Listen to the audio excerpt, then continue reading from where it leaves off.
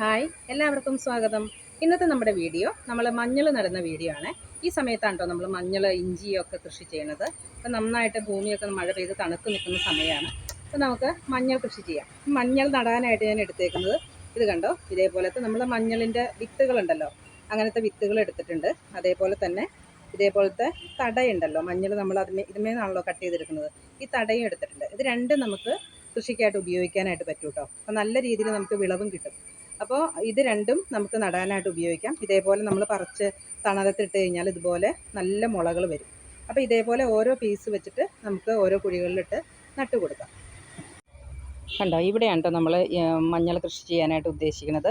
അത്രയും ഭാഗം നമ്മൾ പുല്ലൊക്കെ ചെത്തി കൊത്തി ഇളക്കി ചെറിയൊരു വാരം പോലെ കൂട്ടി വെച്ചിട്ടുണ്ട്. അപ്പോൾ നമ്മൾ നടുന്ന സ്ഥലം എന്ന് പറഞ്ഞാൽ ഇത് കണ്ടോ, ഇത് തെങ്ങിൻ്റെ ചുവടാണ് കേട്ടോ. ഇതിപ്പോൾ തെങ്ങിൻ്റെ ചുറ്റിലുമാണ്. അപ്പോൾ നമുക്കിവിടെ പച്ചക്കറികളൊന്നും നടാൻ പറ്റില്ല. തെങ്ങിൻ്റെ ചോലയുള്ളത് കൊണ്ട് തന്നെ നമുക്കിവിടെ പച്ചക്കറികളൊന്നും നടാൻ പറ്റില്ല. അപ്പോൾ നമ്മൾ അതിൻ്റെ ചുവട്ടിൽ, അതിൻ്റെ ചുറ്റിലും, ഒത്തിരി ചുവട്ടിലല്ല, അതിൻ്റെ തടത്തിൽ നിന്ന് മാറി കുറച്ച് ഭാഗത്ത് നമ്മളൊരു മഞ്ഞളിന് ചെറിയൊരു കൊത്തിയിളക്കി മണ്ണൊക്കെ കൊത്തിയിളക്കി വാരം പോലെ എടുത്തിട്ടുണ്ട്. അവിടെയാണ് കേട്ടോ നമ്മൾ മഞ്ഞൾ നടാനായിട്ട് പോണത്.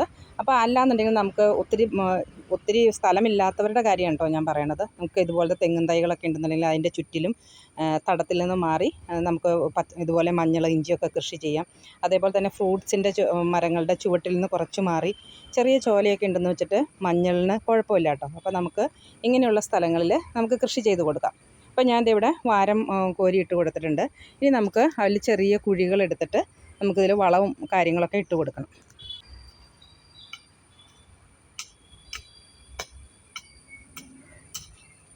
ഇനി നമുക്കിതിലോട്ട് കുറച്ച് എല്ലുപൊടി ഇട്ട് കൊടുക്കാം കേട്ടോ. ഞാനിപ്പോൾ കുഴിയിൽ മാത്രമല്ല മൊത്തത്തിലായിട്ട് ഇട്ട് കൊടുക്കുകയാണ്.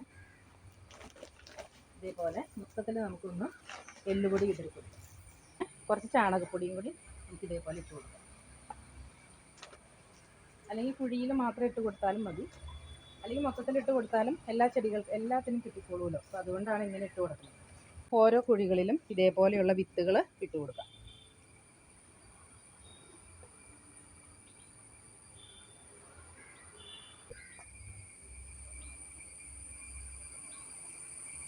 വിത്ത് മൂടാനുള്ള മണ്ണ് മാത്രം നമ്മളൊന്ന് ഇട്ട് കൊടുത്താൽ മതി.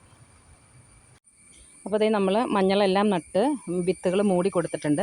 ഇനി നമുക്ക് അതിൻ്റെ മുകളിലോട്ട് കുറച്ച് വാഴക്കച്ചിൽ വെച്ച് കൊടുക്കാം കേട്ടോ. വാഴക്കച്ചിൽ തന്നെ വേണമെന്നൊന്നുമില്ല, എന്തെങ്കിലും കരിയിലകളോ ഓലമടലോ അങ്ങനെ എന്തെങ്കിലും വെച്ച് കൊടുത്താൽ മതി. നല്ല വെയിലുള്ള സമയത്ത് ഇത് പൊള്ളി പോവാതിരിക്കാൻ വേണ്ടിയിട്ടാണ് ഇങ്ങനെ ചെയ്ത് കൊടുക്കുന്നത്. അല്ലെങ്കിൽ വലിയ മഴ പെയ്യുന്ന സമയത്ത് കുത്തി ഒലിച്ച് ഇത് പോവാതിരിക്കാനൊക്കെ വേണ്ടിയിട്ടാണ്. അപ്പം ഞാൻ അതിൻ്റെ മുകളിലോട്ട് ഒരു ഓലമടലും കൂടി വെച്ച് കൊടുക്കുന്നുണ്ട്.